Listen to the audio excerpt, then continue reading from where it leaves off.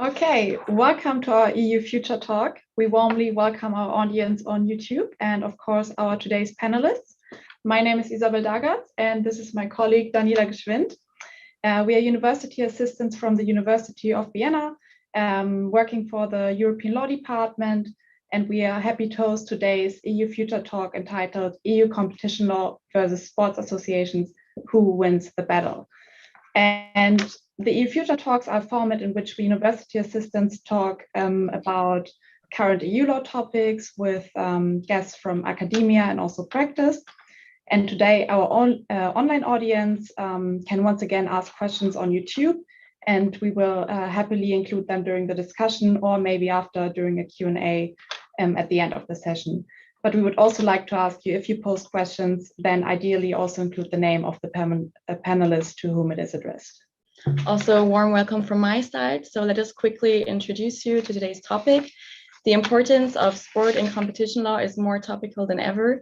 The sports industry has undergone significant developments in recent years.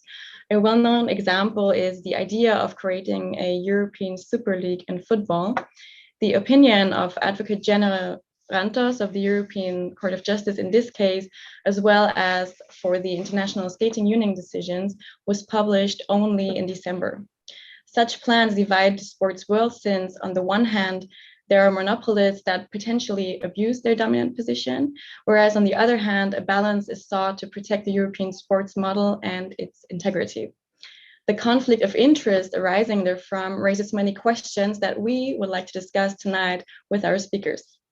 Yeah, and let me now introduce today's speakers in alphabetical order. So I would like to start with Luis Alonso. He's partner at Clifford & Chance. He's the head of the corporate M&A practice and also leads the sports entertainment practice. He's a Spanish lawyer and solicitor of England and Wales and has also extensive experience in the sports sector, having acted in many of the recent European football landmark transactions. Amongst others, he's advising the Super League on all legal aspects related to the creation of the European football competition. As the next speaker, we have Dr. Caroline Bechtel. She studied law at the University of Heidelberg. She previously worked as the head of case management at the German Arbitration Institute and was, amongst other, in charge of the German Court of Arbitration for Sport. Subsequently, she advised the National Anti-Doping Agency and worked as a distribution manager at WDR Media Group. Today, Ms. Bechtel is the deputy head of the Institute for Sport Law at the German Sport University in Cologne. Yeah, and our next guest is as well working as a partner at Clifford & Chance, Miguel Odriozola. He's also the head of the antitrust team in Spain and commutes between Madrid and Brussels. He has extensive experience in sports antitrust law and acts regularly before EU courts. Also, since 2019, he's a non-governmental advisor to the DG Com of the European Commission at the International Competition Network, ICN, and also represented the Super League before the Grand Chamber of the Court of Justice against UEFA and FIFA. As the next speaker, we have Dr. Peter Thierry, who studied law in Vienna and Rome and completed postgraduate training in New York, Florence, and Krems. He was an assistant lecturer in European law at the University of Salzburg and still today regularly teaches. He began his training as a lawyer in international law firms in Brussels and in Vienna, and since 2012, he has been practicing as an independent lawyer with a focus on European competition law. Yeah, and last but not least, we have Professor Stephen Wetherill. He was the Jacques Delors Professor of European Law at the University of Oxford from 1998 to 2021, since when he holds that title emeritus. He also served as Deputy Director for European Law in the Institute of European and Comparative Law and was a Fellow of Somerville College. Although he's formally retired now, he still remains active in the study of EU law. And I would directly like to continue with you now, Mr. Wetherill, and ask the first question to you, which would be as follows. Why is sport increasingly a topic of competition law? And does competition law do justice to sport and its specifics? So why now, especially bearing in mind that in the latest hearing of the ESL case, there were 20 intervening member states and as well the Grand Chamber that will decide on it? Why? I can give you a short answer: money. If you look back over the history of law's application to sport, most disputes have been resolved without recourse to litigation, and there are various reasons for that, but a principal reason is that over the decades, sport has simply not generated the sorts of sums of money which you would expect to lead to litigation, but it does now. Sport is big business now, and a consequence of that is the increasing recourse to litigation as a means to address problems which arise in sport. And the Super League case that we're going to talk about is just the latest manifestation of that trend, whereby litigation is one of the elements on which parties rely to seek to achieve change, restructuring within sports industries. Now, whether competition law is a good way to resolve these sorts of disputes, and whether competition law has a real vocation as a means to regulate sport is a different question. And I'm sure we're going to come on to talk a lot more about the aptitude of competition law to deal with problems in sport in the light of the Super League opinion of Rantos soon. But I'll pause there and see if the other panelists have any views on this issue.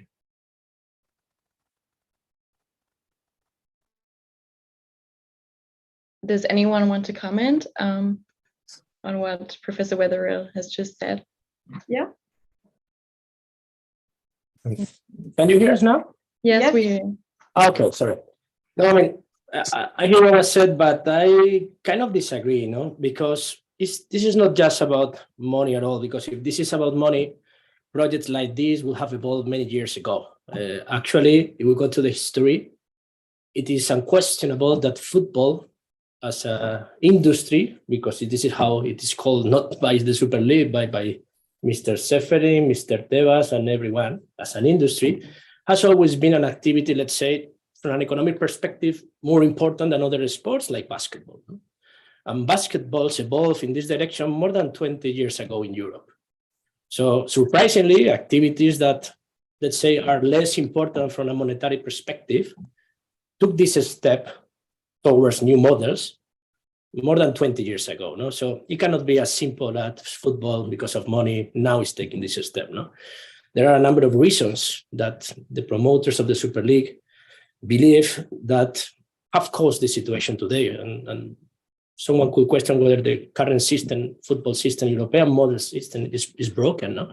We just need to go to this winter window, and we can see that the whole European market has spent in transfers a tiny amount compared with the money that was spent by the Premier League. No? Premier League spent this summer a very, very material amount, this winter, sorry, a very material amount of money, and the European markets, 10 millions, 20 millions, 30 millions, compared to hundreds of millions spent in the Premier League. No? So it's not just money. There is a lot of financial fair play, lack of proper enforcement, potential issues on corporate governance, and many other aspects that have motivated this project to be launched. So it's more complex than pure money.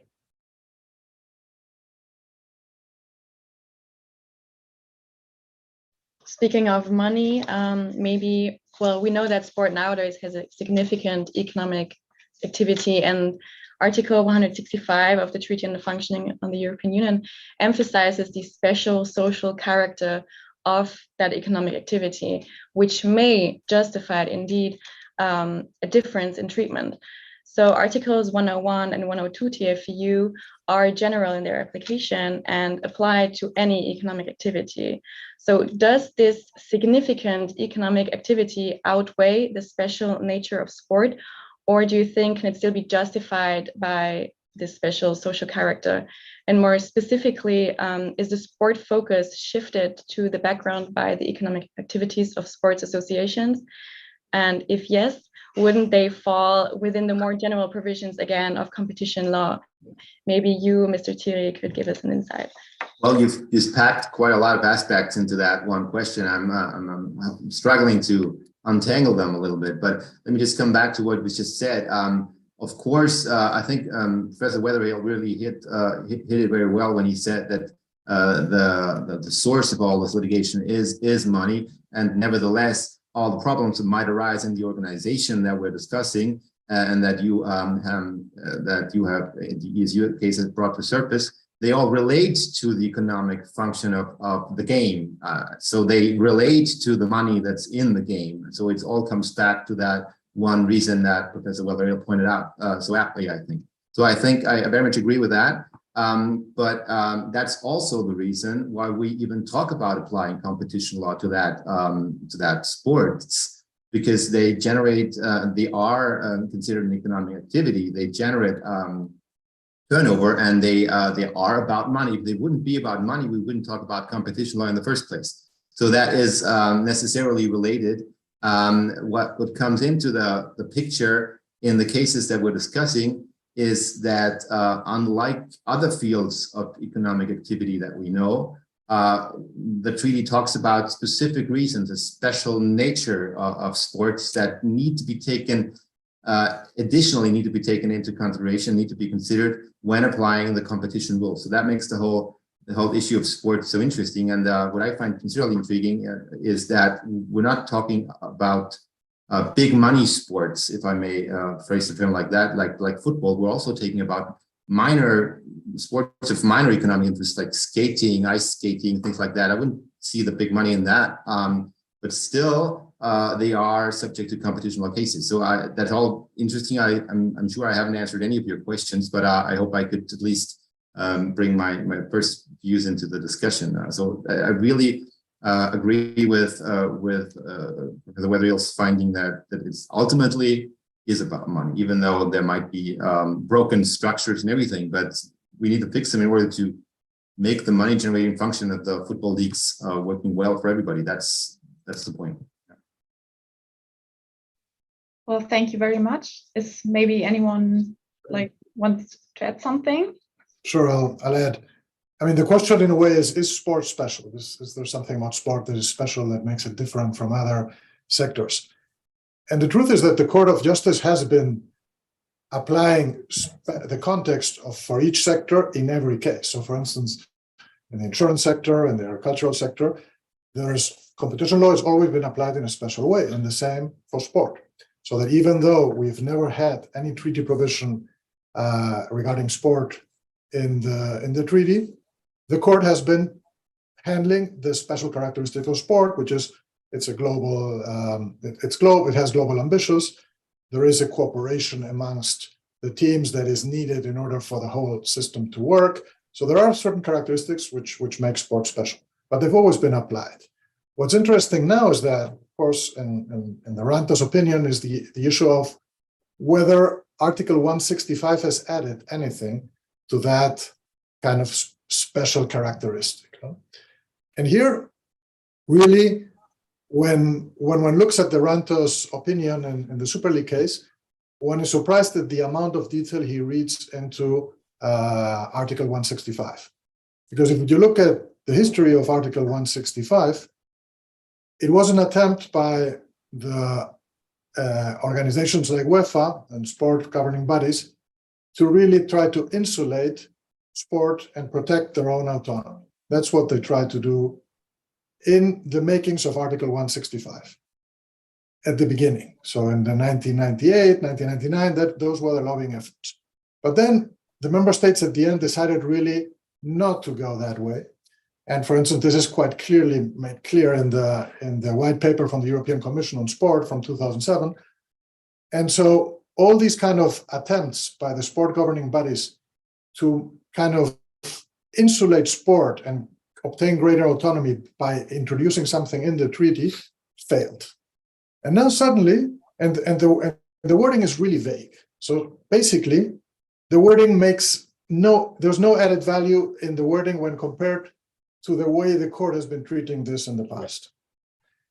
And interestingly, the General Court in the ISU case clearly states that. So it clearly states, we've got these precedents and there's Article 165, and it doesn't add too much. And it cites the Olympic case as evidence.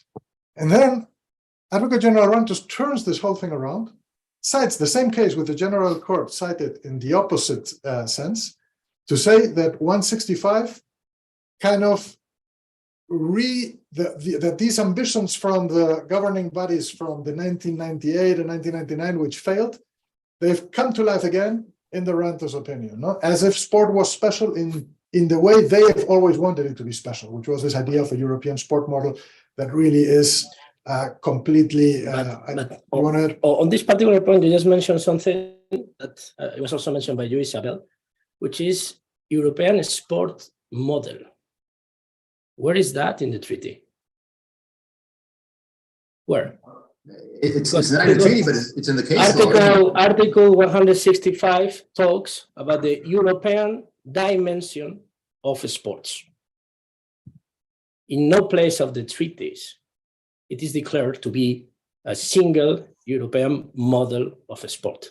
Article 165 is an article that we all know is looking for constructive cooperation among member states to foster education and sports. Actually treats the two of them together, education and sports, and refers to the European dimension of sports, which actually, in my opinion, is more in the lines of let's have European Union competitions, European Union Super Leagues, European Union something, no? But a single model, European model of sport, what is that? Where did this come from? Where this was created? Because definitely it's not in the treaty. Could I just add? And I will wonder, just 1 second, I will wonder which one of the models is the European model of sport. Is someone questioning that the Six Nations rugby is incompatible with the European model of sport because it's a tournament organized by private funds, reserved to 6 countries, fully excluding any opportunity for anyone to compete? Is the European League of Basketball compatible with the European model of sport? Although it has been operated for 21 years and the European Commission has assessed the various models during the last 22 years with no obstacles. They have continued to play. Tour de France, the most well-known cycling competition in Europe that is organized by an independent private company and that reserves a material number of spots to local teams to foster local audiences. Tour de France incompatible with the European model of sport? I was in the hearings in the case, and the European Commission here was crystal clear. There is no such a thing. It is impossible to try to aspire to have a European model of sport because there is a variety of sports that peacefully live in the system without disrupting each other. No? So now, suddenly, all of a sudden, we find here blessing a concept that doesn't even exist in the treaties, which is the European model of sport. So this is, to me, even the most important topic, no? Because when discussing 165, leaving aside that, in our opinion, obviously, antitrust principles, which are the most fundamental basic freedoms and principles the European Union should prevail over any interpretation like this. The reality is that even if this is not the case, which is that European model of sport? Because if we go sport by sport, football happens to be quite a unique case within the European Union compared to many other sports that are organized more like rugby or like cycling or like tennis or like basketball by many independent private parties, while there is a regulator that acts as a proper regulator rather than at the same time combining the roles of regulator and organizer. No? Sorry, Stephen, I know you wanted to say something, but yeah, thank you. Just in that vein, I think that the opinion of Advocate General Rantos has some elements which are not surprising and conventional, and some elements which are very surprising and unconventional. He talks about the legitimate role of sports governing bodies in acting as a gatekeeper. So he approves of the notion of a pre-authorization process involving sanctions for events which are not so authorized. That's not surprising. That's conventional. That's the way in which the case law has previously dealt with the matter, most of all in the Moto case. Similarly, Advocate General Rantos does not conclude that competition law requires a separation between the role of the sports governing body as a regulator and the role of the sports governing body in acting economically. And that too, I think, follows from existing case law, not just in sport, but more generally across the whole sweep of Article 102 of the treaty. So there are aspects of the opinion of Advocate General Rantos that don't surprise at all. They seem to me to fit well with the existing practice. But there are some aspects of the opinion that are really surprising.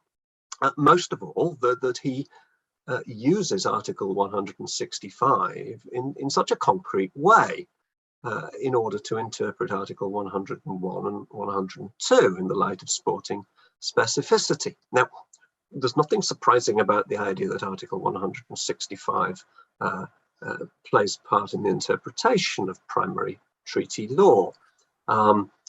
That's true of all sorts of cross-cutting provisions across the treaty, whether it's consumer protection, environmental protection, public health, sport. They are all provisions which are to be taken into account in the interpretation and application of other principles of primary law. So it's not surprising that Article 165 is part of the interpretative texture of Articles 101 and 102.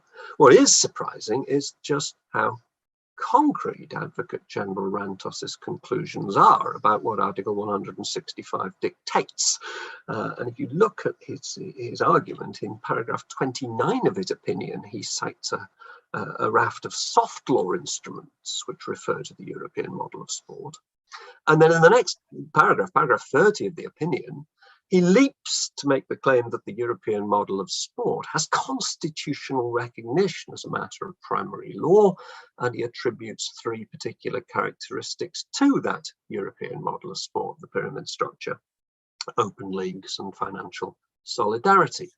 Now, to me, as an orthodox constitutional lawyer, that's surprising, even shocking. You can't jump from soft law for constitutional recognition of a principle, a model, which isn't found in any constitutional text. So the part of the Advocate General's opinion which surprises me is his willingness to draw such concrete conclusions from Article 165 for the purposes of the interpretation of the competition law provisions of the treaty.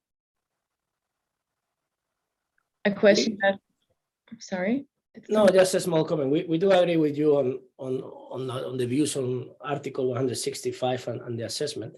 Something that we can discuss later is the role of regulator, gatekeeper, and at the same time, monopolistic organizer of competitions. No? Because I could agree that sometimes if there is a regulator, that regulator should have the authority to act as gatekeeper. And of course, if there are procedural rules that are transparent, objective, and doesn't discriminate anyone from acceding to the market, that regulator could act. No? But here we have a quite original situation where the same body is combining all hats at the same time, because sole organizer on a monopolistic basis plus regulator is the one that we consider that we should debate later on. Question that would arise here maybe is regardless of the fact of whether such a European sports model exists in the end or not, and also what the question arises whether it is really that surprising that, having regard to the precedents that you already mentioned and the case law, for example, Mika Medina, Motoe, that have already been mentioned, that recognize such primary objectives, and such as, for example, the interdependence between competitors, the importance of the uncertainty as to the result, also the protection of the health of players, the educational, social function of sport. Is it really that surprising in the end that that the Advocate General in this case held that this could be seen and regarded as a constitutional principle? Maybe you, Mrs. Bechtel, would like to comment?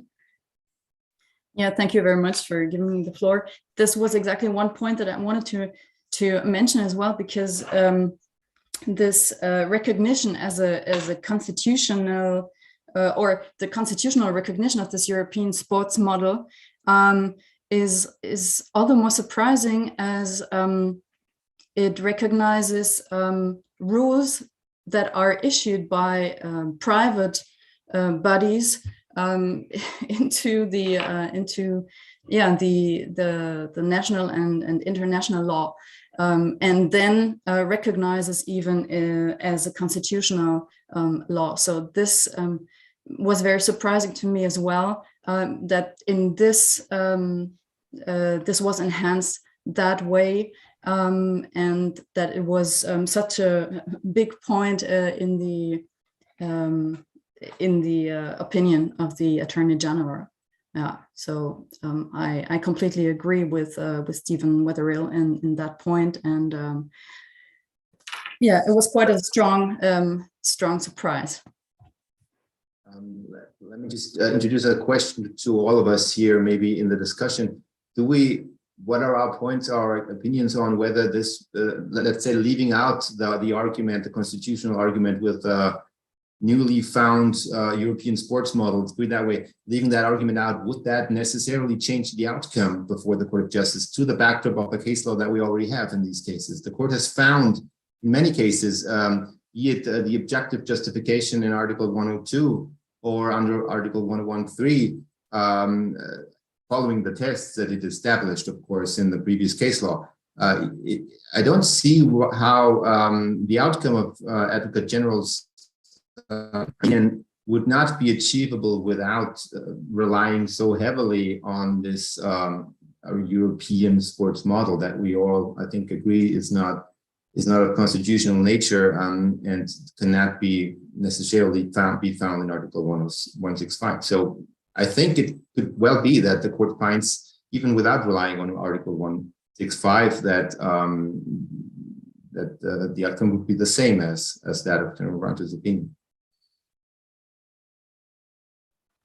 I would agree. I think it's quite likely that the court will rule in a more abstract way than the Advocate General wants to, and in part, an Advocate General has more freedom to discuss things in this way than the court ever would.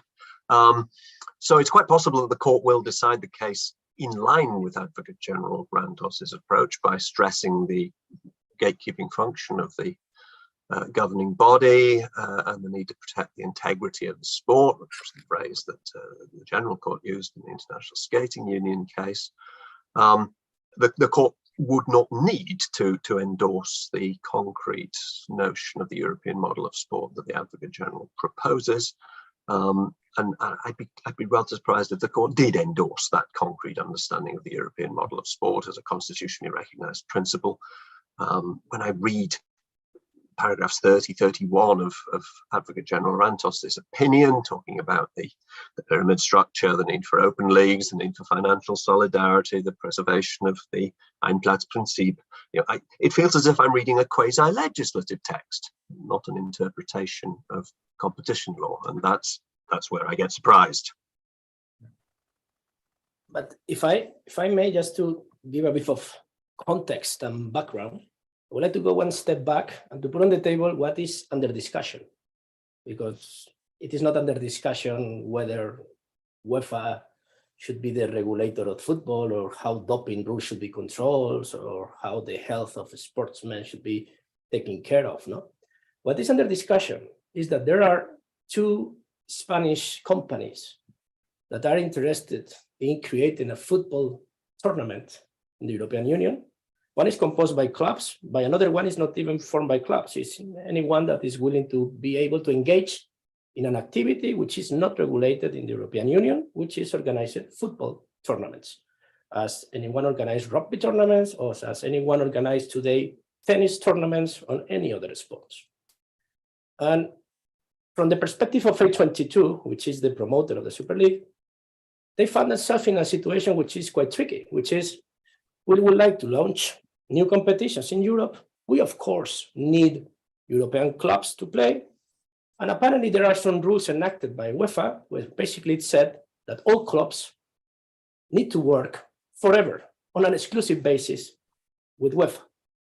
And if they don't, they are under the risk of sanctions, and their players under the risk of exclusion from even playing with the national teams.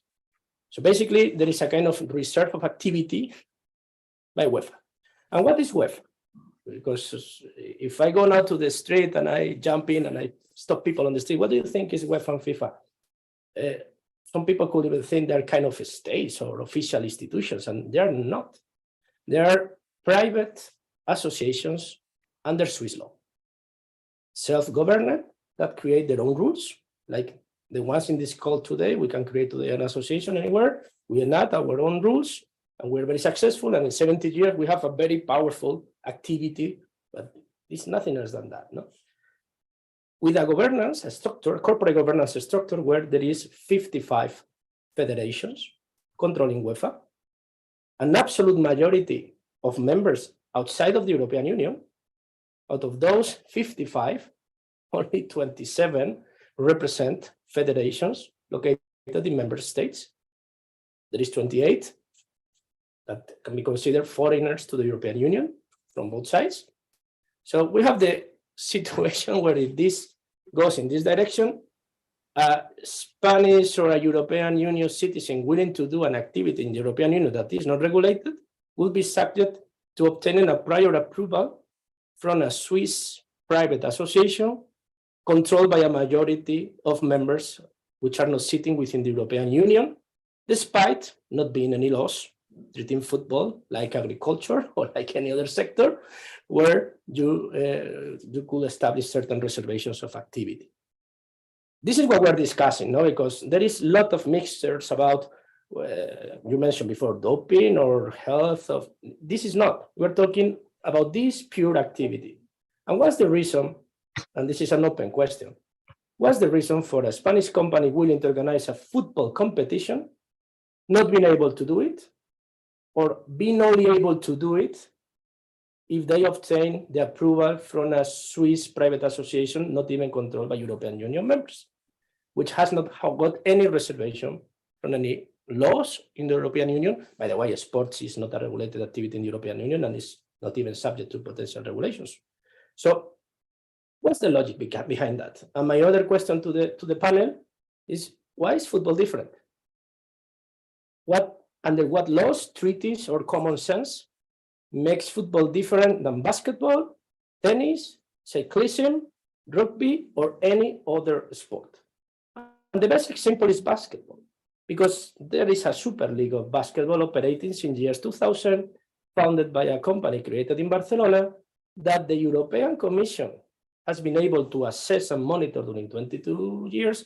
Actually, there has been many claims in front of the European Commission and other tribunals by different stakeholders in the basketball industry that were unhappy with this project. And the outcome is that for the last 22 seasons, the EuroLeague basketball has been able to operate without disruption. So these are my two questions to the panel. What's the reason for this Spanish company being unable to operate in the European Union market in an activity that is not regulated? And if there is any reason, why that doesn't apply to basketball equally?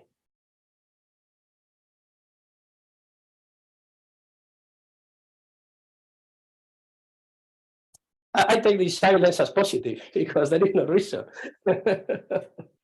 I take this silence as a positive answer. There is no reason. There is no reason. If an activity is unregulated, in the European Union, the freedom to act in the market should be preserved.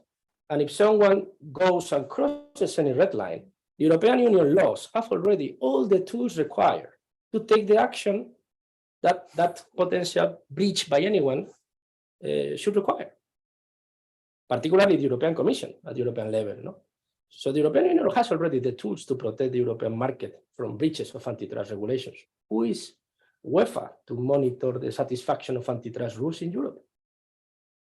How is possible that the Advocate General says in one sentence that in some cases there is no need for even a procedure? There is some cases that is even so obvious that they could be denied even without a process. That is in the. I mean, the legal answer to what you ask is pretty straightforward. UEFA is a Swiss private association and it's subject to the dictates of European Union law. And the issue at stake in this litigation is what precisely does that entail in the case of the European Super League. So I don't see any problem from a legal perspective in the position of UEFA. It's subject to European Union law as everybody in the European Union, and many people who operate beyond the European Union but operate also within the European Union are subject to European Union law. There's nothing surprising there. And why in basketball the situation is so different? different choices by different governing bodies. I will certainly suggest that there is an oddity in Advocate General Rantos's opinion, in which he, at the one hand, asserts the importance of constitutional recognition for a European sports model, and then on the other hand, he admits that some sports do things differently. I'm not quite sure how we can have a constitutionally recognized model which only some sports sign up to. But clearly, as a matter of empirical observation, sports do things differently. And you've mentioned the case of football and basketball. They're not the same. I think that we've identified that. I don't know, it's a big word to call it flaw in the Advocate General's opinion, but he unnecessarily relies on any constitutional value of Article 165 and the European sports model. He could argue, just in the football case, just in the specific case before him, with the specific situation, and the court would probably go along with it. We'll see what happens. That's the thing. We were thinking about why this European sports model, which I agree with you doesn't exist, because it can't be the same model for all the different sports that we've been citing here in this discussion already, because they're all very different, also differently organized. That's what we shouldn't turn our brains too much around this thing, because there's no reason why this would be necessary for the opinion. But yeah, it's a tricky case. Well, I mean, apart from 165, where we seem to all agree that this constitutionalization of the European model goes too far, I think there's something else that is all over the opinion, and also in the ISU cases, the fact that he does not recognize the importance of the conflict of interest. And I'll give you, and if you watch this new series in Apple called Super League, the Football Wars, no? which you may watch, you will see there that it's really a war between UEFA and the Super League, in the sense that for UEFA, the Super League is like the traitors, and they need to be eliminated there's like, at no point, if you see that series, will you ever think that there's any possibility for UEFA to voluntarily approve something like the Super? And it's like absolutely out of the question. Why? Because of a huge conflict of interest. So basically, they see this as the worst thing that can ever happen to UEFA. So there's a huge conflict of interest. And then and that conflict of interest has been dealt with in precedents by the European Court, and for instance, the Montoya case that we just explained before, where basically it says if you have such a dual role, you need to ensure that that there's access to the market. Now, some people then, Arantes then interprets, okay, maybe you can establish some sort of a procedure that is fair. Well, you need to look at what Montoya, to really understand Montoya, it's very useful to read Advocate General Cocotte's opinion in Montoya, where she basically says that if there is such a conflict of interest, there is no real solution, that there will always be an infringement. And why? Because Montoya comes from an earlier case line, which starts with GB Ino, which is a telecom case, which is a case where there was an incumbent in Belgium, which basically had the power to decide whether competitors could sell telephones at the time. And of course, having the dual role and being a player on the market, it wasn't allowing anybody to sell telephones other than itself. And so the court said, this is illegal. And there was no kind of solution possible. This is like a dual role that you cannot have. And it's a dual role that you do not find in any market anywhere, right? It would be unimaginable. If you want to, I don't know, start competing against Amazon, you start competing by creating your own site, but you don't need to ask Amazon for permission to create their own site. So there's no place in our economy right now where the incumbent decides on who competes. That's a huge conflict of interest. It's decided by Montoya. And what Advocate General Rantus kind of forgets about this, the real problem here, which is this huge conflict of interest, that they will never allow us to create this. It's really, you ask anybody on the street right now, you walk out, will UEFA ever allow the Super League? Everybody will say no, because it's obvious that they will always say no. Now, Rantus simply does not address this conflict of interest issue almost at all, and then says, oh, they reserve too much discretion to themselves. They have too much discretion. And discretion in and of itself is not a problem. It only becomes a problem when you apply it in an abusive way or in an arbitrary way to a specific fact. Until you do that, there is no real infringement in and of itself. And I think that's the misunderstanding, in my view, that's the misunderstanding of the fundamental problem. The discretion coupled with the conflict of interest is what it's a problem. And that's what the Commission saw in ISU originally and what the General Court has already also confirmed. And that's why it's a restriction by object in a way. Because if you've got an incentive to really self-preference and help yourself, and you establish rules that are discretionary, basically you will always help yourself. And this links together with all the cases like the Google shopping case, for instance, or all the platform cases, where really the problem is having this power and then having the ability to decide who has access and not establishing clear rules and not taking care of that conflict of interest in any way.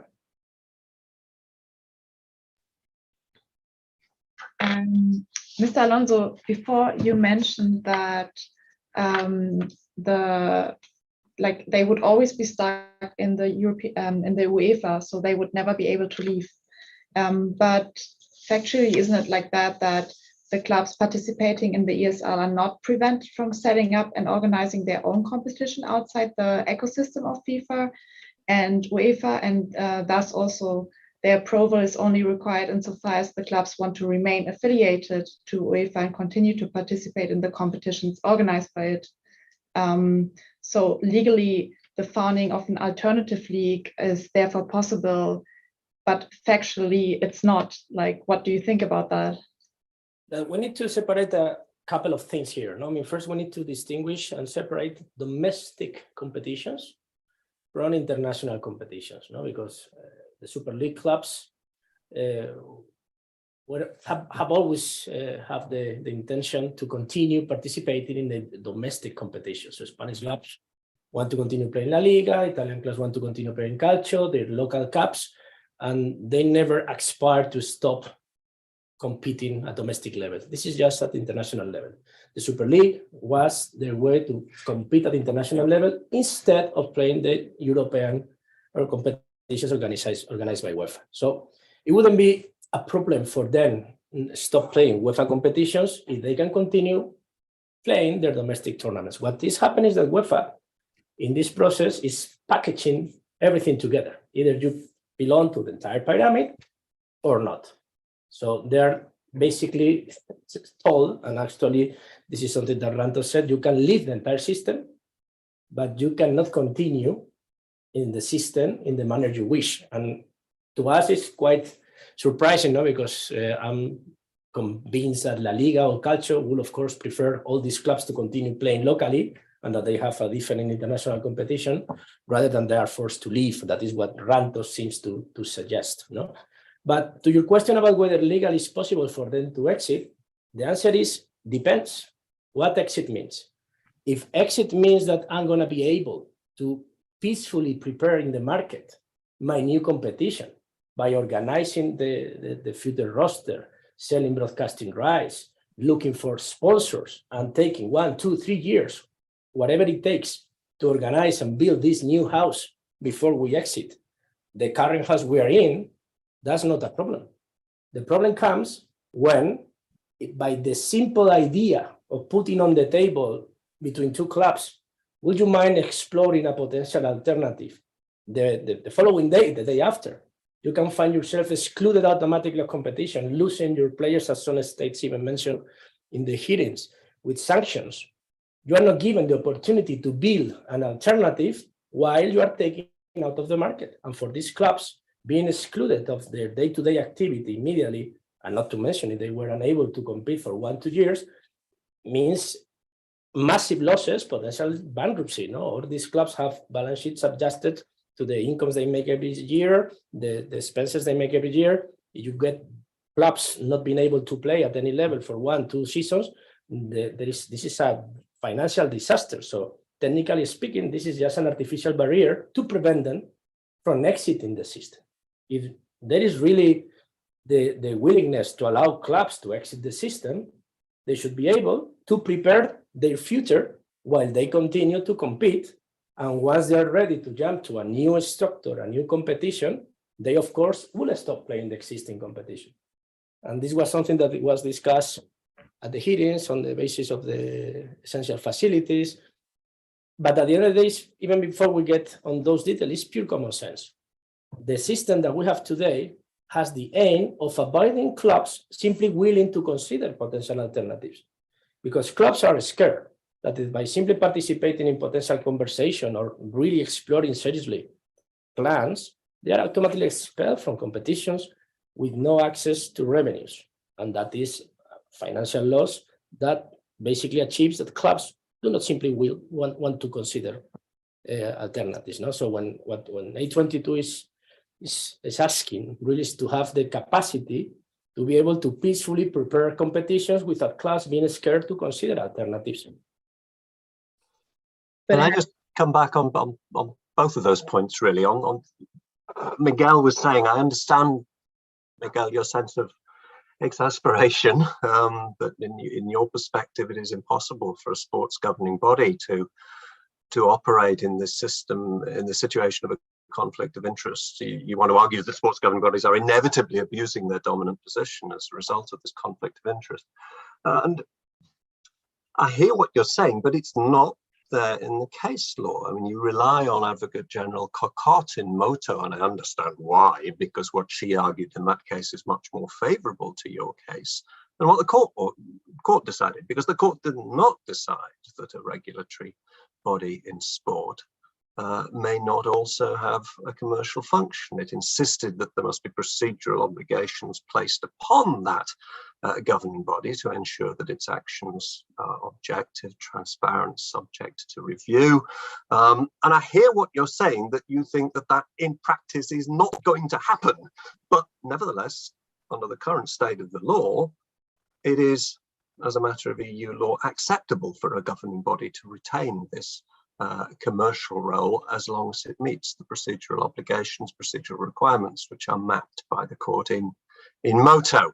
And the second point for this discussion of where the Super League fits in, I mean, you complain that UEFA tried to package up national competitions with its own Champions League, but surely it's entitled to do that, because the whole point of the Champions League is that participation in it is achieved through participation in national leagues. You qualify for the Champions League by doing well in the national leagues, which wouldn't have been the case for the Super League. So the point of UEFA's claim, as recognized by Advocate General Rantos, is that the European sports model does insist on open leagues, on qualification for competitions by merit, and ultimately on the crowning of a single champion. The court may take a different view, but that's Advocate General Rantos's opinion. It does seem to me that there is a clear distinction between the relationship between national leagues and the Champions League, and national leagues and the Super League, and it is based on the notion of open competition.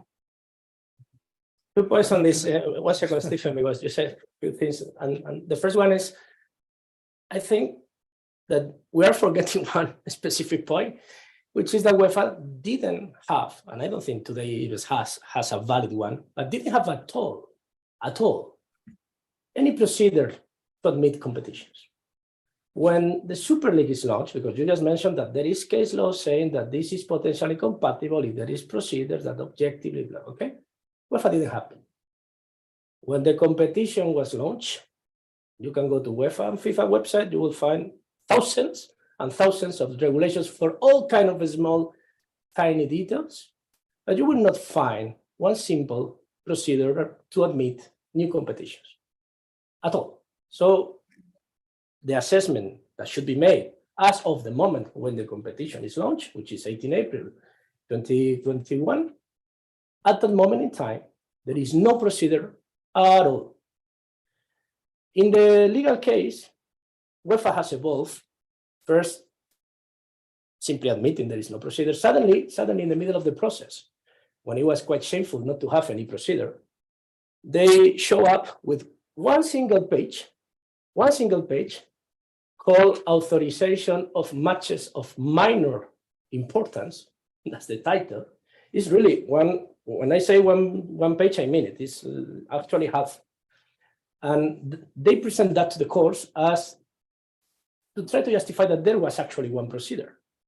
As it was really obvious that there was not, and they have no procedures in place, just a week or 2 weeks or 3 weeks, no more than that, before the hearings in Luxembourg, in front of the European Court of Justice, all of a sudden, overnight, they approved for the first time ever, a procedure to authorize competitions.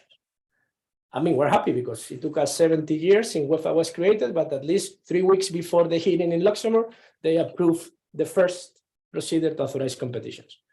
A procedure that has more pages devoted to explain which are the sanctions for those breaching the procedure than actually to authorize competitions. But it's funny because you can actually find a explicit sentence saying, by the way, we will never authorize a competition that has the purpose of competing with Champions League.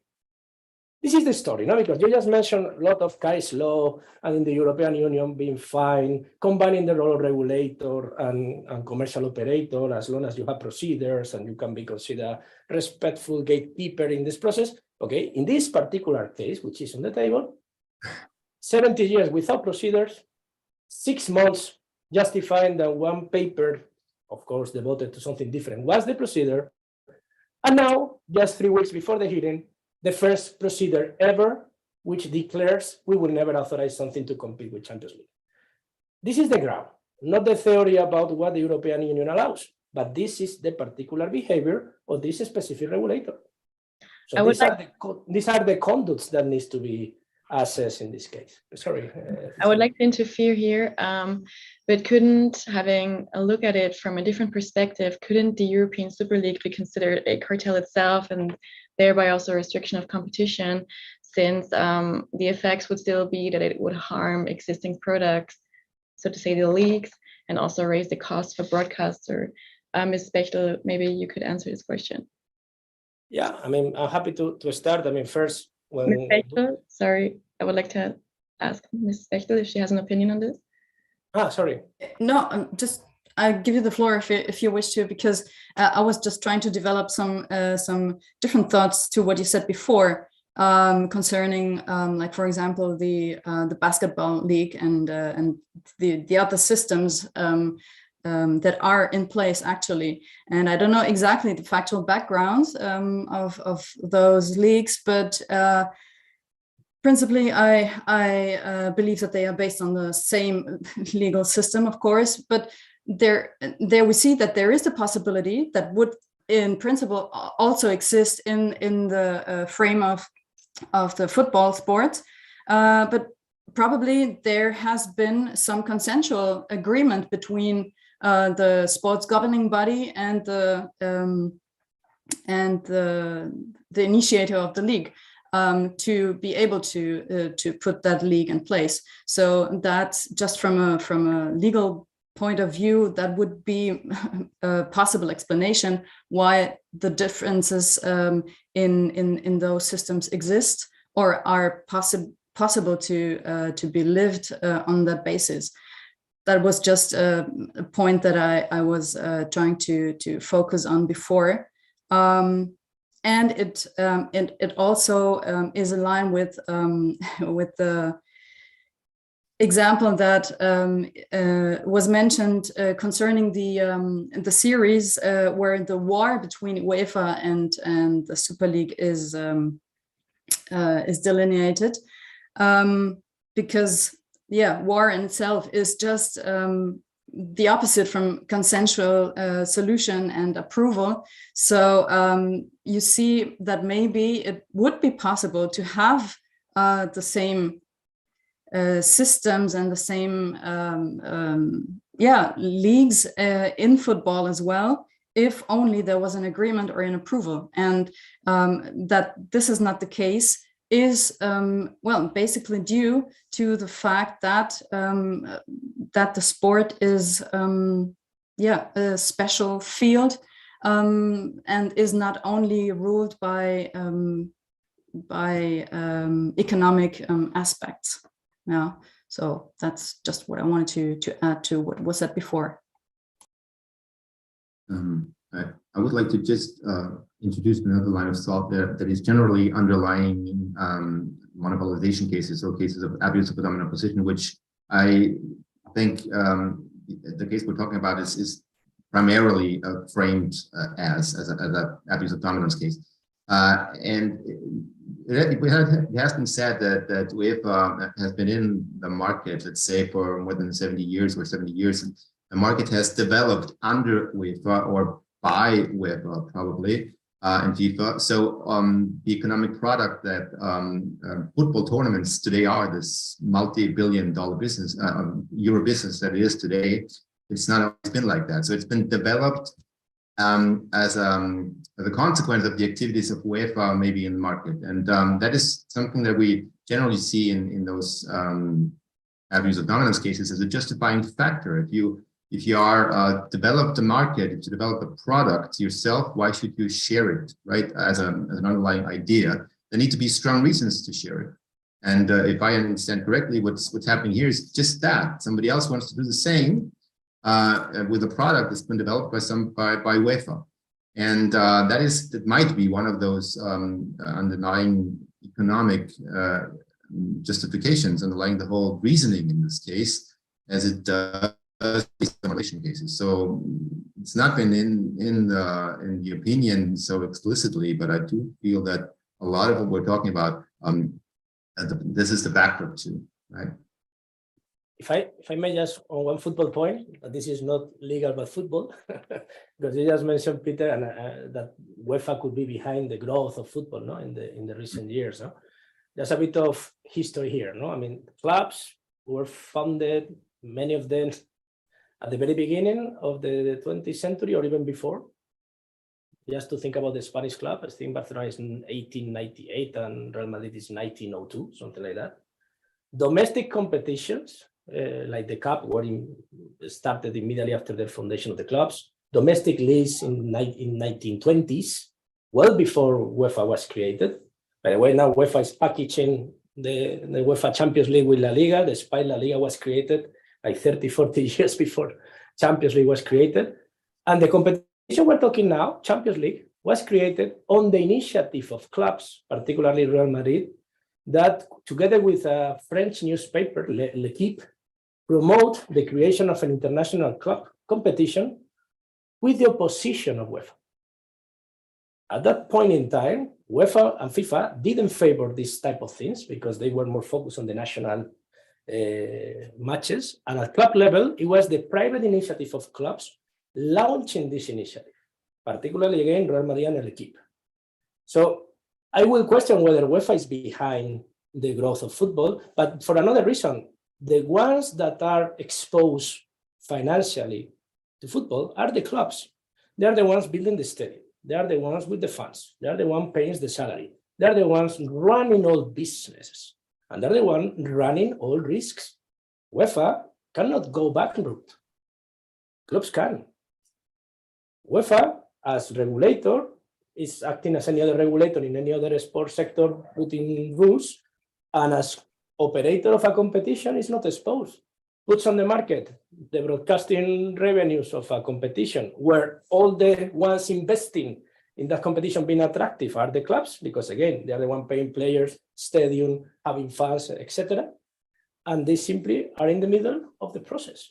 So I will question if are really the clubs the ones running the risk and making football grow rather than the regulator.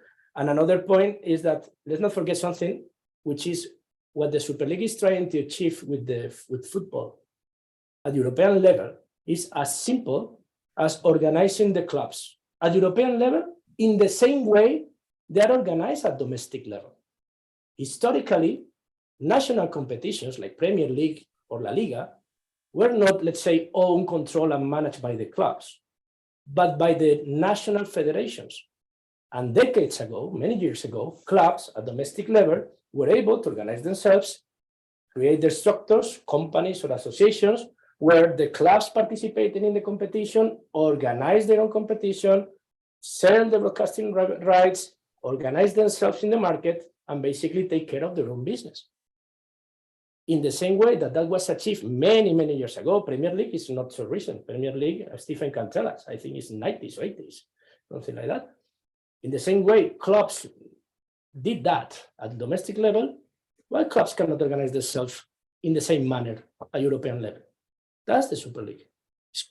It's quite a lot about controlling their own activities rather than being under the direction of someone that doesn't have any skin on the game. And I know Miguel wanted to say something, Stephen, about Motoe, and if I don't let him. Yeah, thank you, Luis. No, this is because, Stephen, I really like to think that we're getting into really sophisticated, the technical aspects of the opinion, and I love it. And this is actually one of my favorite arguments, which is you say that Cocotte said that abuse is inevitable and that the court did not really say that. But if you look at it, what's quite interesting is that the wording in paragraphs 50 and 51 comes from GB Ino. So the whole wording really comes from this first line of cases where abuse was inevitable. It's true that the court does not say it in so many words as Advocate General Cocotte does. But if you add to that the logic of the difficulty in resolving this structural problem without some sort of structural solution, it is consistent. So what we believe is that really Advocate General Cocotte got it right, and it's not incompatible with what the court is saying. And I will tell you something that you will probably like. We submitted your chapter on this topic to the court as an annex, because you say as well in your book that abuse is likely inevitable. So you yourself saw the logic of the difficulty of solving a dual role by other means. And I think to get that into perspective, it's like, look at the conflict we're talking about. I mean, really, it's dramatic. They're never going to approve something like the Super League. It's not like in Mecca Medina or in other situations where there's a doping issue. You know, there are conflicts and there are conflicts. If you've got a conflict of interest that is as dramatic as this one, there is really no procedure that will ever solve it. And what is completely wrong is to forget about this, as Advocate General Ranto says. Because even if at the end of the day, let's assume that the court does not agree with us in the sense that because of a conflict of interest, the only solution is a structural division, right? Suppose that they say no, there can be a gatekeeping role, and in certain circumstances, there are solutions that can be looked at. Well, then, even if you were to apply the ancillary restraints theory or regulatory ancillary restraints theory at the end of the day, even if you were to apply it, when you get to proportionality, you are at the same position where we are right now, which is you've got a huge conflict of interest, and nothing will really there will never be a solution that will allow somebody to compete in this market. So this will always end up in a restriction. So my main point really is, why has Advocate General Rantos ignored the elephant in the room, which is the conflict of interest? I would only say that's of course a brilliant analysis. You're trying to squeeze the absolute maximum out of the Moto ruling. You're actually squeezing the maximum and a bit more that isn't there out of the Moto ruling. But I tend to agree with you that Advocate General Rantos could have said more about this issue than he chose to do. And this is an opinion which was already really quite long. It could have been longer. The conflict of interest issue is clearly an important one. Sports governing bodies do appear to have a conflict of interest in all sorts of areas, in particular in the one that we were dealing with in this litigation. My point just is that Moto doesn't quite give you what you want, which is the inevitable abuse analysis. So I would like to come back to the issue of proportionality, which in the end raises the question whether everything will boil down to proportionality. And we actually got a question in the YouTube chat that is addressed to all of you. So even if the goals that Rantos stated are seen as legitimate in light of the ancillary restraints doctrine that was just brought up, Article 49 of the UEFA statute surely can't be proportionate question mark. And just to remind you, the Article 49 of the UEFA statute is basically about competitions and the need for prior approval for participation in other competitions. So, Mr. Thierry, maybe would you like to start answering the question? I'm afraid that's a quick question that I can't really tell you much about. Maybe I'm not the one to ask first. Yeah. Somebody else first, please. Someone else? Mr. Wetherill? Proportionality will clearly be important, both in the approach taken by the Court of Justice in framing the way in which the proportionality analysis should be conducted, but ultimately the National Court would be responsible for deciding whether the particular regulations which are at stake in the litigation are proportionate or not. So a lot is going to depend on the way in which the litigation is managed at national level and on which particular form of the regulations is going to be subject to review. And I'm no expert in Spanish procedural law, so I wouldn't want to say anything about that. But proportionality clearly is a very important part of the analysis, assuming that we find that UEFA is protecting legitimate objectives. So, as the question correctly points out, there are two stages to the analysis. Is there a legitimate objective? If there is, UEFA still may not be acting lawfully if they violate the proportionality principle. Yeah, I would just like to mention Article 51 of UEFA statutes, because it was mentioned 49, which is the one related to new competitions. But to me, it's even more difficult to digest Article 51. That the title of the article is Prohibited Relations. It's called Prohibited Grouping. And it says, no combinations or alliance between UEFA member associations or between leagues or clubs affiliated, directly or indirectly, to different UEFA member associations might be formed without the permission of UEFA. So basically, if we literally apply this article, two clubs cannot discuss or do anything jointly without UEFA approval, which is going far beyond the formation of a new tournament, because the formation of a new tournament, okay, it's Article 49, but two clubs even considering and starting to work together, are they breaching Article 51? Can that be ever in any context proportional? The two articles are on the table of the tribunal. It's not only 49.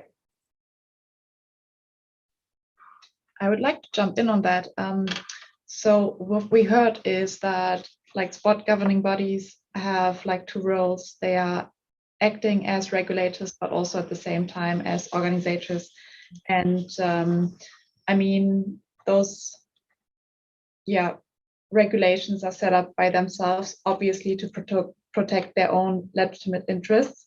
But is there maybe a need to set limits for the regulations or rules of sport governing bodies, and should they be further regulated? So, for example, something that comes to my mind is having in mind that athletes have relatively short careers, and, for example, proceedings also take a long time. Maybe you, Mr. Wetherill, would like to answer this question. If just as a general observation, it seems to me that there are a lot of things that could probably be addressed and improved in the world of sport by regulatory intervention. The question is, what should be the proper source of that regulatory intervention? My concern with the approach proposed by Advocate General Rantos, in his opinion, is that he wishes to use competition law as a quasi-legislative instrument. He wishes to establish a regulatory framework through the interpretation of primary European Union law, which would fix a definition of the European sports model. It seems to me that goes beyond a plausible basis of plausible methodology for legal interpretation. When one looks at the text of the treaty provisions he purports to deduce these principles from, Articles 101, 102, and 165, which, in the case of 101 and 102 and not sport specific, and in the case of 165 is deliberately ambiguous. So it seems to me that if there is to be effective regulatory intervention to set better, more predictable, more transparent, more accountable ground rules for sport in Europe, then it should come from the legislative institutions of the European Union. It's only the European Union that can do this, as no single state can do it. So it seems to me in principle that the European Union legislature should be engaged in seeking to improve the ground rules for the governance of sport in Europe. Although I say that knowing that realistically, it's unlikely that there will be a sufficiently powerful coalition through the political process to actually drive legislation. But don't you think that maybe the judgments of the European Court of Justice would be enough, as the cases are seen as part of primary law, and anything that the Commission would propose or that would be legislated on EU level would probably only be secondary law? Maybe Mr. Thierry, do you have an opinion? Well, what you're suggesting is that we could derive from the case law of the court, we could derive this framework that we're longing for, but it could necessarily not be a legislative framework, and it could not be more precise and more enlightening than the rules that we already have from the case law. So that I'm afraid that approach wouldn't help us, lead us much further than we already are in analyzing these cases, because we already have the cases, and apparently there's still leeway to interpret them. Otherwise, General Rantos couldn't have made his opinion the way he did. So I think it is coming back to your question before, to find more precise rules in that field would be desirable. But however, then again, the question would be, would that be one size fit all rules for all kinds of different sports activity, or would they be football rules, or would they be like, let's say, highly economically interesting sports rules? Or you know what I mean? It's difficult. There's such a heterogeneous picture in the questions, and that I think that takes us back to competition rules, which are, of course, not the best suited rules to deal with these cases, but they are the only rules, I think. And there's a reason why you based your case on these rules here, that govern the internal market on this very general level, so that you can use them even for those specific cases that you have before you in a sports field. Yeah, we agree with you, Peter. And actually, just to clarify, that's the common ground for most of the sports. I mean, it was mentioned before that the normality is that the regulator is the key operator or sole operator in the market, and that's not the reality. The reality for many sports is that the regulator acts as regulator on the sports matters, and there is a variety of organizers of competitions, and we can go sport by sport. Even the most traditional ones like rugby have private companies organizing tournaments like Six Nations. Any sport we think, you will find private organizers. Tennis, each ATP tournament has a different owner or organizer. And there is, of course, the tennis authority, ITF 35. You go to cycling, every international or main tour like Tour de France, Volta a España, Giro d'Italia, has a private owner. And of course, there is UCI as regulator organizing the World Cup. That's nearly the general rule for all sports. Same in basketball, and also even football. Every domestic league is organized by the clubs themselves, in private companies owned by themselves. The owner of the Premier League is the 20 clubs that play, or in Spain, the 42 clubs that are the members of the Association of La Liga. The anomaly is to try to present the exclusive case of European football as the normality. And again, there was a question before about, is the Superliga a cartel? That I think was not answered, or at least not by us. I mean, first, our opinion is no. This is why we designed it in that way. It's not only our opinion. You cannot imagine the number of lawyers supervising this from all kind of law firms, from all clubs and all parties. So, I mean, if we got there, it's because there was a consensus that was not a cartel. By the way, it was no different to many other structures of existing tournaments operating peacefully for 20 or 30 years. No, But even if it is a cartel, the European Union has the tools to intervene in that situation. And of course, then the organizers and promoters of the Super League will abide to whatever is that decision. So if the European Commission reviews the Super League model and says, in order for us to consider this compatible with the European Union, you need to do fix 1, 2, 3, and 4, they will be fixed. So the question is, who should be controlling whether the Super League is a cartel, the European Commission or UEFA? I tend to think it's the European Commission, honestly. Yeah. If there is a moment of thought, I may actually, I'd love to mention a few other aspects of the Rantos opinion, which I think are important that we can discuss. One would be the 102 analysis. And the problem I have with it is that it applies the essential facilities test, but it doesn't engage in any other analysis of potential abuses. For instance, in the Google shopping case, where you had Google being condemned for abuse of dominance for self-preferencing, Google had argued that the essential facilities applied, and the General Court stated no, self-preference is in and of itself enough. Here, there are plenty of abuses starting with discrimination, but one clear abuse is tying. What the court, what UEFA is basically saying is, if you want to participate in domestic leagues, you need to also participate in the Champions League. They are tying a market where they're dominant, which is the domestic leagues, with the European League. And they are tying both together and are saying you need to do it all. And if not, you will be expelled. That's a tying abuse, and he doesn't even engage in that. He only engages in essential facilities. Not that we don't think that his essential facilities analysis is correct, but he cannot ignore all the other kinds of abuses. And so I'll pause here if anybody wants to comment.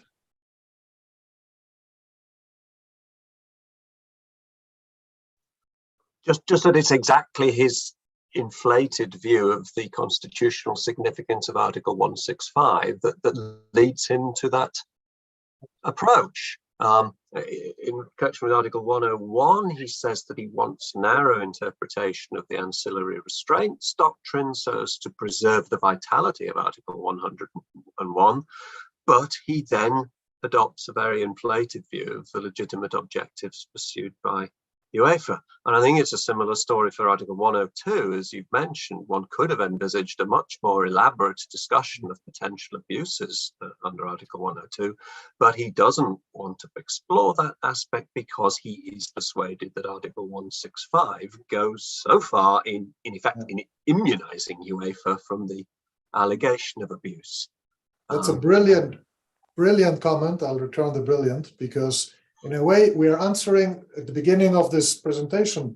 Peter asked, what would happen if the 165 kind of analysis of Rantos is not endorsed by the court? And some people here were saying, well, maybe the rest survives. But when you start looking, you will see that, in fact, the rest doesn't survive for many reasons, but amongst others, because he simply does not address many points. I think that's the point you just made. Right, but I think he's still, I don't know, kind of kills the arguments from the back, right? Because he comes with the objective justification and says, well, it's all, well, I don't even need to take a closer look because we have this overwhelming objective justification, be it 165 or be it just the case law talking about the specific nature of sports, whatever. Yeah, that's a very general argument. It's like, it kills all the rest and takes the burden off him to analyze everything in detail, which we have very often in court cases. I mean, it's not a court, but our courts do that quite often, that they say we don't need to consider these aspects because we have the justification here and it's liable, so we don't even mention them. I think that's what happened in his opinion as well. Yeah. Yeah, and I couldn't agree more, because I mean, you recall that he cites Olympique Lyonnais in a way that's kind of the opposite of the General Court, and I think the General Court had gotten it right. He does another case he cites all over is DLG, which is this case where these, in the context of the non-compete, he says, non-competes are not necessarily restrictions by object. Well, that cannot possibly be true. I mean, if you have a non-compete, that's basically you're saying you're not compete, it's like price fixing, it's a restriction by object. But then he says, okay, this is not because of DLG. And the DLG is a famous case where you had some farmers, cooperatives, who agreed to purchase certain products together. And it was allowed to those cooperatives to force the farmers not to join other cooperatives. So if you were in one cooperative, you could not join another. And that was DLG. So DLG had that in his bylaws, and some people wanted to join another one, and they were enjoined from doing that. And that's true, there was a non-compete. But the striking difference with this case, which is what I cannot believe that this case is being cited, is that the market share of DLG was 36%. Of course, if you've got a non-compete in a cooperative with a 36% market share in the purchasing market, there's still plenty of competition. The non-compete is not going to be anti-competitive. But if you've got a 100% market share, which is what UEFA has, and you basically enforce a non-compete, meaning you cannot create any other competition, or an absolute exclusivity, you're eliminating all competition. And that's undoubtedly per object. So, and this kind of citing cases as support that really say something completely different is also something that I find at some point will hopefully be corrected. We really like the dynamics of the discussion right now, but unfortunately, having a look at the time, we're quite advanced already. So having a look at our chat, we do not have any further questions from our YouTube audience, but we would like to pose a last question to all of you. Having heard already of you criticizing or doubting the existence of the European sports model, I would come back to this and have a more general end maybe to the discussion. So Advocate General Rantos in paragraph 32 said that the European sports model, and he explicitly says the European sports model is not static. Structures and governance often evolve. But obviously, we have heard in the discussion now that there is indeed a problem in trying to change the system via new competition models. And this is also stressed by the statement made by FIFA President Gianni Infantino with regards to the European Super League, when he said, either you're in or you're out, you cannot be half in or half out. So couldn't such a half thing be a solution? Or maybe put differently, what will be the best structure to ensure open competition and ensure the integrity of the sport, and how would such a system look like? Maybe Mrs. Bechtel, would you like to start?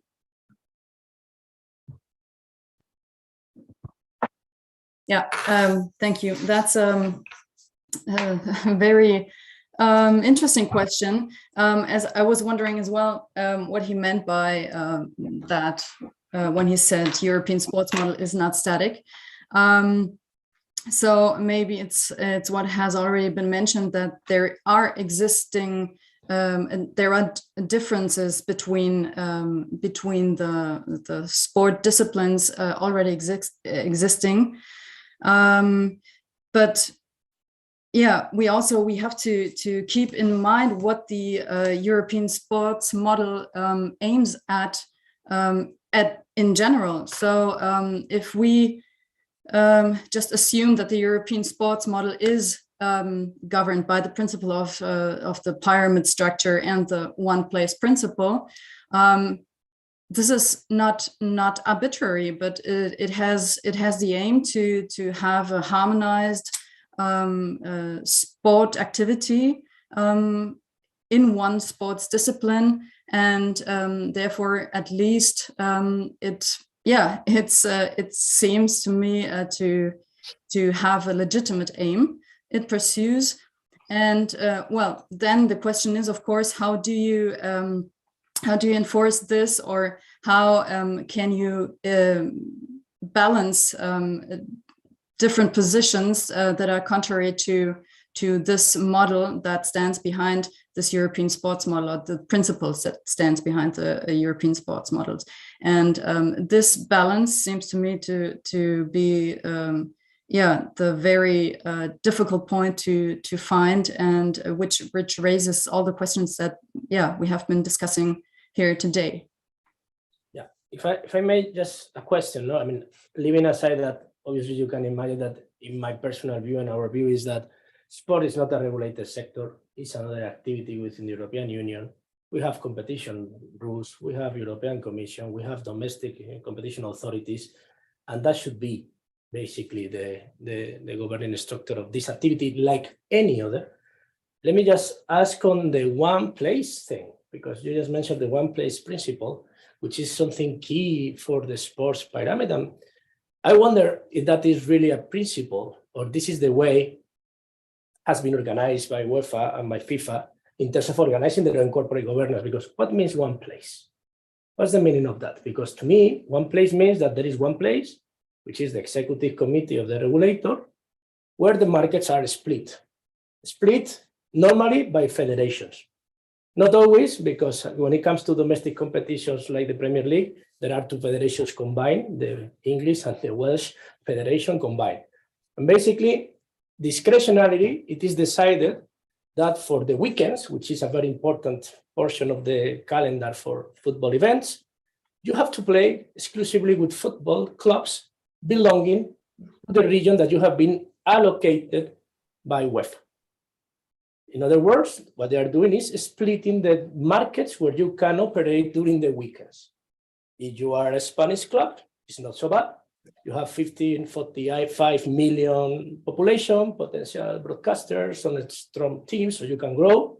And you are in Germany, this is normally good news. You have very 90 million population, so you can really grow. You are based in Luxembourg, or you're based in Austria, just to use this example, or you're based in a small country. Suddenly UEFA has decided that you will never compete and be a prosperous team, because you have to spend all your weekends playing to a narrower market at domestic level with a smaller number of clubs, and with no real prospects of growing.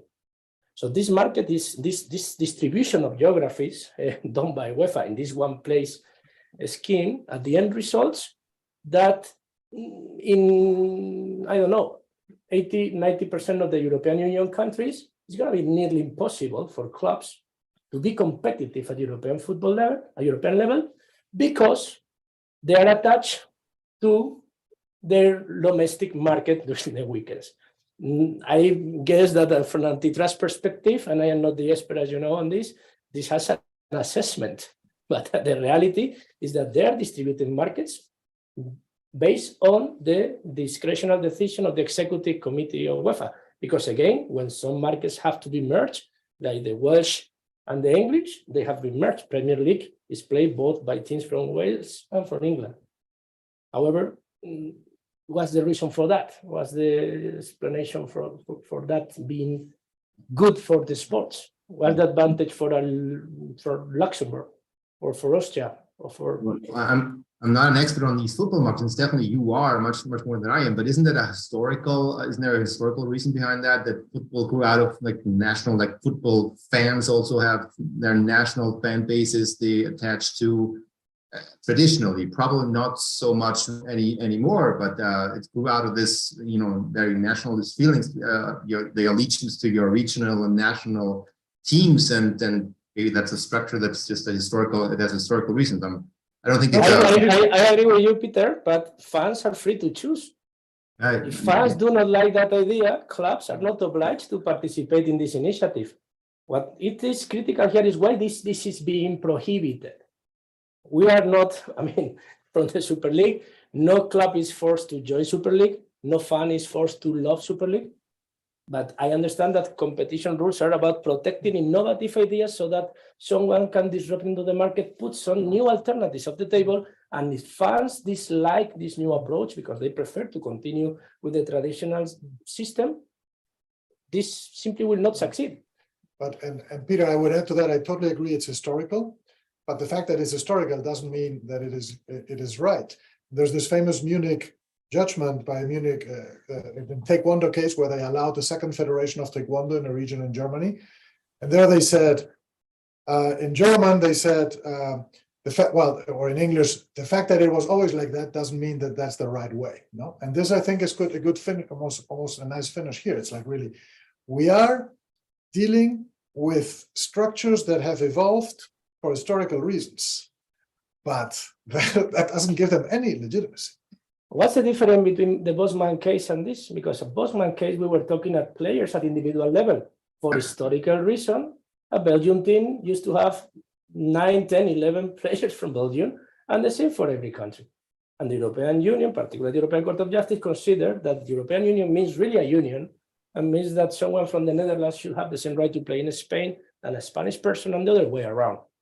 Why that freedom within the European Union applies to players and cannot apply to clubs? May I just quickly jump in here? I would like to address what you said last, Mr. Orisola. Basically, that the traditional way that they went now is maybe not the best. So do you think then that the one place principle is maybe outdated, or to ask it differently, that maybe does sport do not need a monopoly to exist? Should I answer? Absolutely. Yeah, that's the whole problem. This dual role should be kind of resolved, because it creates a conflict of interest, and it's there for historical reasons. And while we tolerate it, there is a clear breach of competition and freedom laws. And again, the way we see it is that there is a company, A22, that is putting on the table of fans and of course clubs, because they need to supply the services of playing in this competition, is putting on the table an innovative alternative to how things are structured today in a market that isn't regulated. Fans will have the last word. If fans do not like this proposition, it will not work. If clubs do not voluntarily wish to participate in this structure because fans support it, it will not work. If broadcasters are not willing to participate and broadcast this new competition, this will not work. But normally, in every other sector, when there is a disruptor with a new idea, everyone else in the sector, the incumbents, do their best to improve their own products so that the new proposition from anyone doesn't attract their customers. No? Here, what we have is a reaction where basically the attempt is for the disruptor not to be able to operate, for the new initiative not to be able to be explored. And this is really unthinkable in any other sector, no? So then the question goes, no, but this is a sport. Okay, then the difference between sport and any other sector is Article 165. And we have discussed a lot in this meeting about the real scope of Article 165. I would like to give the last word now to Mr. Wetherill and Mr. Thierry, who have not yet answered my question, of what you think, in your opinion, will be the best way to structure the European or just any sports model, to not name it like this, and how would this look like? Well, you're inviting me to speak as a sports fan, I guess, and I don't really think that's why I'm here. I don't like the idea of the Super League because I want open competitions and qualification on merit. But I don't like the Champions League either because most of the teams in it are not champions. I like the old European Cup where you had to win your national league to even participate in the European Cup, the top level tournament. That was great, that was clean, that was perfect, but everything was better when I was young.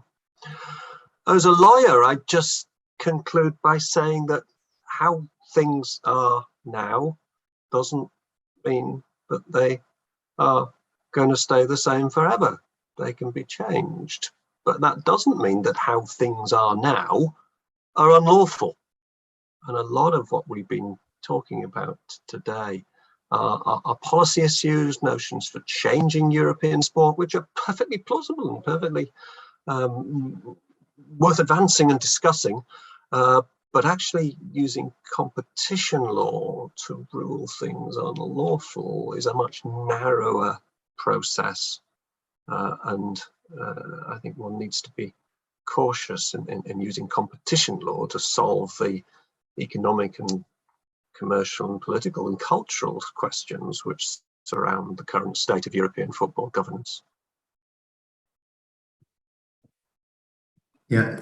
If I may, if I understand your question as to what my thoughts would be, how to reestablish the integrity of this the sports model of sports in Europe, I would maybe a little cynically say, let's take it back to an amateur league and take the economic aspects out of it, take the money out of it, and then there's the problems. I think they will go away, because this is all about getting a share of a multi-billion euro market, and this is creating the problems. I say that easily because my personal background is in track and field, which is basically an amateur sport almost all over the world, especially in Austria. Nobody does that for money, and there's definitely no living to be made with that sport, but it's a very noble and ancient sport that where all these aspects, these problems don't arise, because everybody who does it because it's fun and it's sports, and you not like to compete and not earn your living with it. So probably what I'm trying to say is, as long as we have this economic focus on these sports, especially football, it's always going to be let's say problematic. I mean, also the discussions about the World Championship that we had in the winter in a very remote destination. This all, to me, it all reflects on aspects that involve a lot of money and a lot of competition for that money, and that probably is not a good answer to your question, but it's my feelings on the topic that I just want to have mentioned here. Thank you for your valuable insights. And thank you, to our speakers for taking your time for today's discussion, and also thank you to our audience on YouTube. By this, we would like to conclude today's session, and we had a very interesting discussion, and I think we learned a lot, and this provided us with a lot of food for thought, and I hope this is also the case for our YouTube audience. And with this, we would like to wish you a nice evening and say goodbye to you. Thank you very much again for coming. Thank you. Yeah. Bye-bye. Bye. Bye. Thank you. Bye.